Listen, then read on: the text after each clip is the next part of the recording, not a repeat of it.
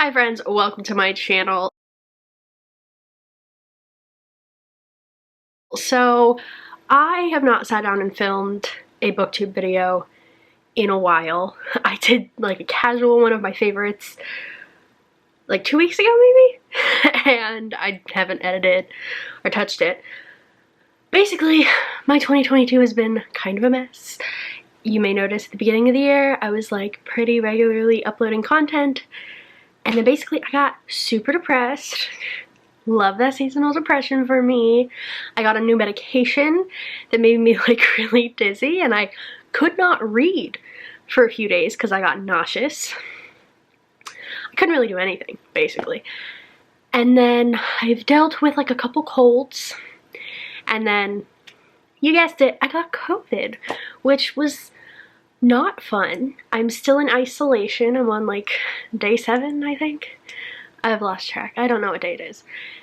And I've just been like in here in my room watching true crime documentaries and YouTube videos and podcasts and kind of reading. Not nearly as much reading as I should be doing in isolation. But I'm back. I can talk. I might sound kind of congested. I still am. There's still a lot going on there.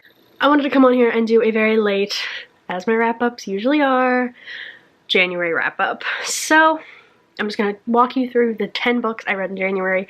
I kicked it off with a bang this year. 10 books in January. It's probably the most books I've read in a while. Very excited about it. I'm missing some. One sec.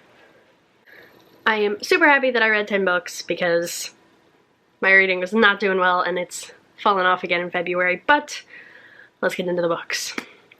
So the first book I read in 2022, which was a perfect choice. I actually started it, I want to say like the day before New Year's Eve, because I wanted to like cram in short books, but I ended up restarting it on the first day of the year because I was, or second day of the year? One of those days. Because I was like, wait, let me like make sure this counts. I didn't read that much of it, and I kind of wanted to repeat what I'd heard because I was listening to it.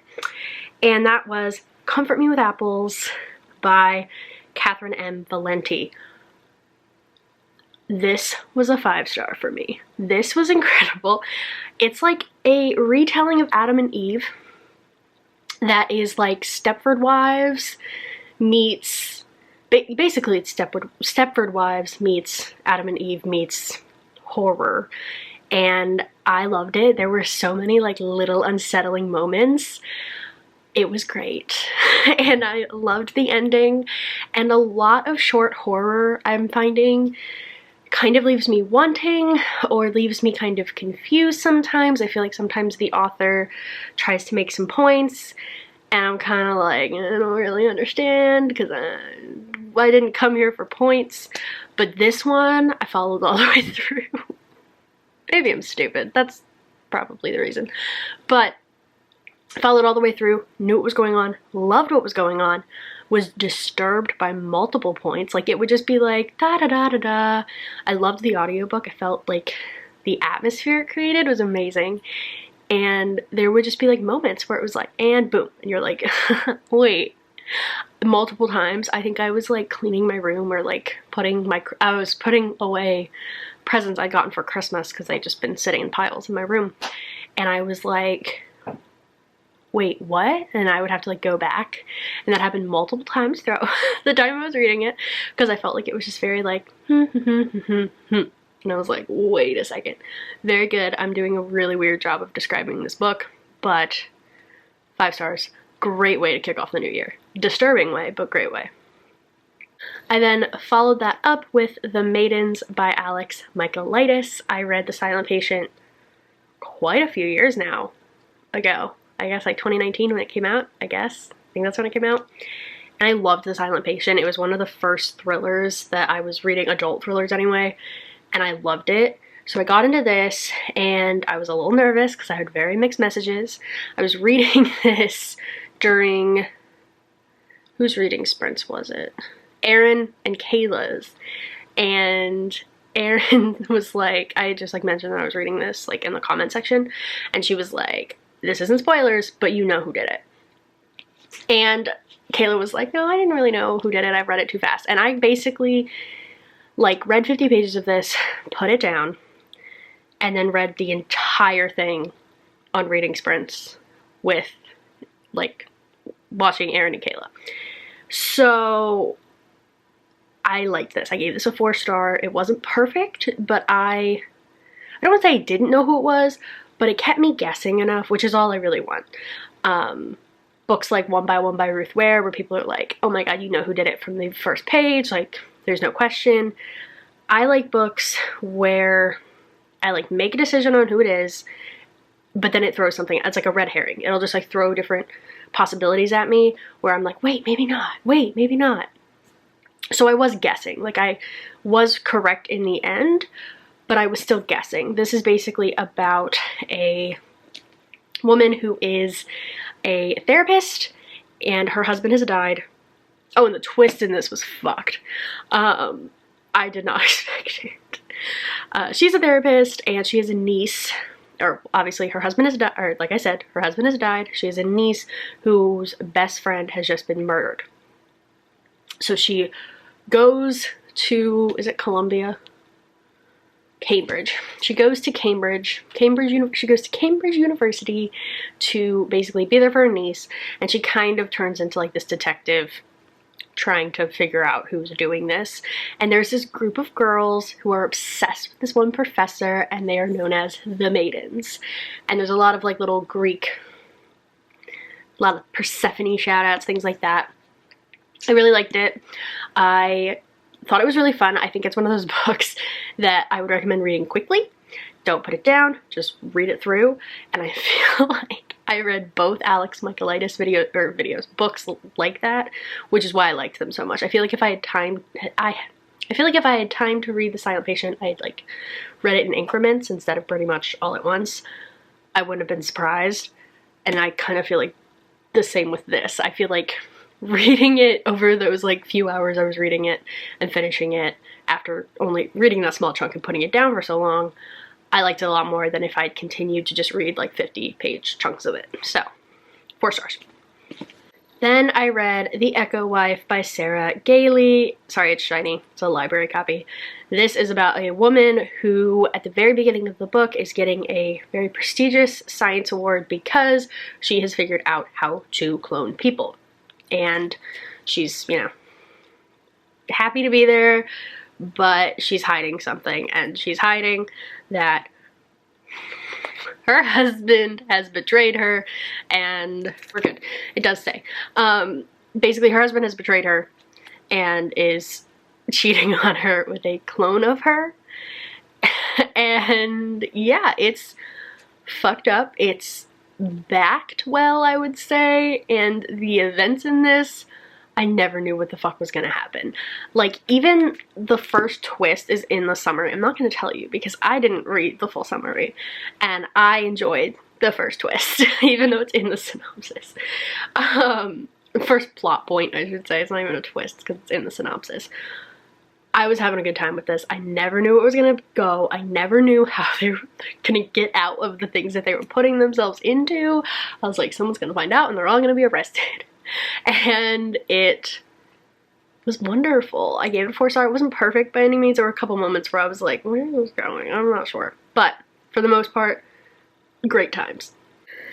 Next up, I read A Lesson in Vengeance by Victoria Lee. If you haven't seen the vlog where I see if I read my most anticipated reads, I did not realize that I was anticipating this book. I don't remember ever thinking about it, but apparently I was, so I had to read it. I listened to it on audiobook, and I gave it a 3 star, I think. Yes, a 3 star. I understand why people are so disappointed with this book. It's very forgettable, first of all. I felt like I finished it and then could not have told you main plot points. Like, there were so many moments that I was like, why are we here? Why are we spending time on this? It was very, I'm at a boarding school. Let me tell you about my time at the boarding school. Oh, by the way, this girl died. And like other people are gonna die, and it was just kind of weird. And then it would be like witchy, and then I would get excited, and then it would be like kind of try to be paranormal, and I felt like it didn't know what it was, and I felt like it didn't know what it wanted to be, and it just was like pulling elements from everywhere. and I didn't love it. And it was a 3-star because honestly, it was just kind of meh. Like, it was fine. Like, I wasn't mad at it, but I also was like, there was better use of my time. A book that shocked the shit out of me was The Death of Jane Lawrence by Caitlin Starling. I'm gonna be honest, I have very low expectations for this book. So the fact that I gave it 4 stars at the end is insane. That is what I gave it, right? Yeah. I enjoyed this. I had a cold when I was reading this, and I really wasn't doing much because I was like, I don't know what this is, and before I know for sure that it's not COVID, I'm not going to do anything. So I just kind of sat around and read, which is what I should have been doing during isolation, but I haven't been, but it's fine. So I read this during that, and honestly, I liked it. I think it was because my expectations were so low, and I also didn't expect anything out of it. I feel like a lot of the people who went into this and didn't like it had expectations of what this was going to be, and then they were like, wait, what the fuck? Because I didn't have expectations, I was on a ride. I didn't know where we were going. I enjoyed it. This is very gothic literature. This is very Rebecca-esque. Like, this is like if Jane Eyre and Rebecca was actually horrible. Like, I mean, Jane Eyre kind of is actually horrible, but in like a paranormal sense, in like a witchy sense, magic becomes a big part of this book, and I think it kind of took a turn where you weren't expecting that, and the magic in it is very strange and kind of like something that the author really had to explain. I enjoyed it. I don't think I'd ever read it again because it's weirdly like work reading this book. I don't know why, but it felt like a chore, but I also felt like I was enjoying it. I don't know how that explains it. It's like when I do laundry. This book was like laundry. It was a chore, but it's my favorite chore to do. Next up, we have All the Single Ladies by Rebecca Treister. This is the unmarried women in the rise of an independent nation. I listened to this on audiobook and I gave it a 3-star. I think it's good. Like, it's nice. It's one of those books that gives you a ton of history about women and the rise of the single woman and how we don't need men. No, but honestly, it's kind of like, hey, this is when spinsters stop being the norm. Like, people didn't look at it like that, and, you know, being married before you were 25 or even 30 is not like the end-all be-all norm. So I will say I read this book to make myself feel better for being single for so long. And it didn't really do that. I'll say that. It didn't do that. It was just interesting, mostly. It's not a nonfiction book that I can say, oh wow, I read this and I pulled something out of it and I gained a lot from it. It was kind of just like, oh, cool. That's interesting, backing it up with science, like that people are getting married later and like the benefits of that and the consequences of that. So interesting, by no means my favorite nonfiction. Next up, I read Big Friendship, How We Keep Each Other Close by Aminatou Sow and Anne Friedman. I listened to this on audiobook and I gave it a 4-star. I thought it was really well done. I thought it was a really good mix of anecdotes mixed with like advice, kind of. Just kind of explaining adult friendship and how, you know, you can have like these really important people in your life and you start to drift apart without really realizing it. And it was really interesting just reading about their story and their friendship and how it came to be, and then the struggles they've had and why those struggles have been there, while also talking about different, you know, terms that they've coined and stuff like that. So it was really interesting. I liked it a lot. I thought it was a really well done nonfiction, and I probably would listen to their podcast. Next up, this book's like surprised the shit out of me. I read My Body by Emily Ratajkowski. Ratajkowski? I don't know. She's the model. I loved this. Truly loved this. Shocked as shit to tell you that I loved this book. I listened to it all in one day. It's read by the author. She does a great job, and it's really well done. Like, she is a really talented writer. I was very surprised that I enjoyed it as much as I did. It's a very short audiobook. It's like 5 hours, and I listened to it like on double speed, so it doesn't take that long. And that could be incorrect, but you know, it was short. I loved this book so much. I literally just sat down and listened to it while playing an iPhone game. Loved it all the way through. She talks about how she got into modeling, her relationship with her mother, the blurred lines video. It's triggering at points because, like, she's had a lot of shit happen to her, and it was, you know, upsetting. But it's really well done, and I would highly recommend reading it. Just picking it up, listening to her audiobook. It's a really good audiobook, and I am very happy that I just on a whim was like, yeah, sure, I'm gonna listen to this book. Like, I'm shocked to tell you that probably one of my favorite books of the month is this book about this model that I know very little about, but now I know a lot about, and I've become weirdly obsessed with her, so love that for me. I think what I'm learning is that I need to lessen my expectations around books because it tends to turn out way better for me. I read My Heart is a Chainsaw by Stephen Graham Jones, a book that I heard less than stellar things about. The only person who seemed to like this was Kayla from Books and Lala. I gave this a 4-star. I really liked it. I have so many questions though. I need the sequel like now, because like I finished it and was like, wow, that was great, and then I was like, wait a second, what about this? What about this? What about this? Questions. So many questions. So I'm really hoping we address those questions in the second one, because I loved the way this was done. I love the way Stephen Graham Jones writes horror. I love the way he writes his characters. I love the way he writes scary scenes.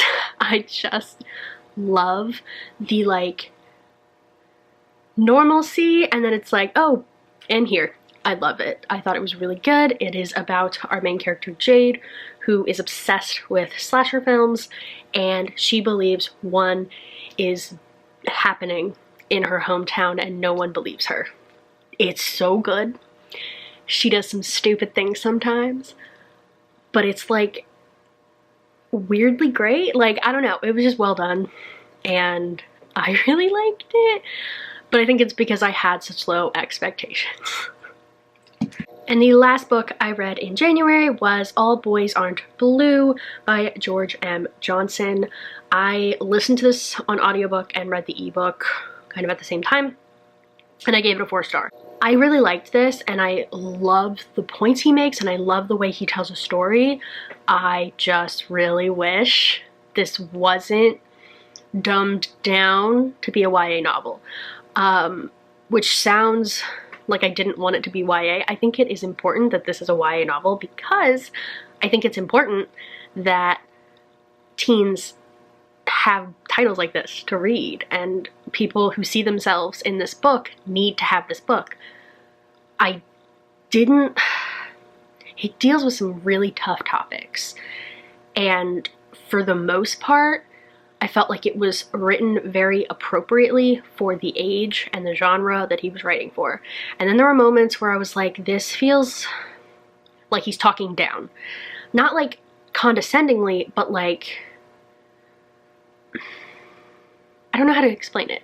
And I was reading a lot of reviews on Goodreads being like, I just wish that this wasn't YA, and I don't think that's correct, but in some ways I kind of do. And I understand, not the target demographic, but I just kind of wish there were moments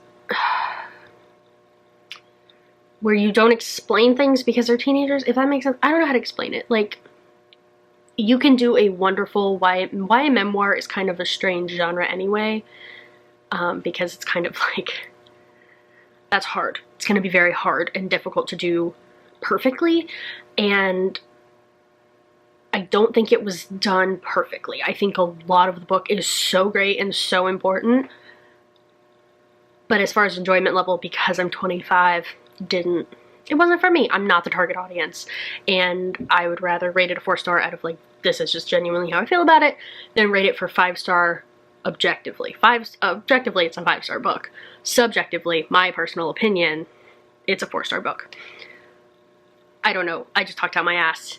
It's an incredible story. You should all read it. Very meaningful. If you have teens in your life, you should give them this book, because I think it's important for people to see themselves in books, but also see others in books and understand them, to create empathy, sympathy, to create empathy and compassion for others. So those are all the books I read in January. I had a great reading month. Like, really none of these were like totally horrible. I had some 3 stars that I was like, whatever. But none of them were like, oh god. I have had a decent reading year so far, as far as like actual titles that I'm picking, but February's not been as good as January, I will say. But we're not talking about February right now. But thank you so much for watching. Comment, like, subscribe, all the normal stuff, and I will see you all again really soon. Bye.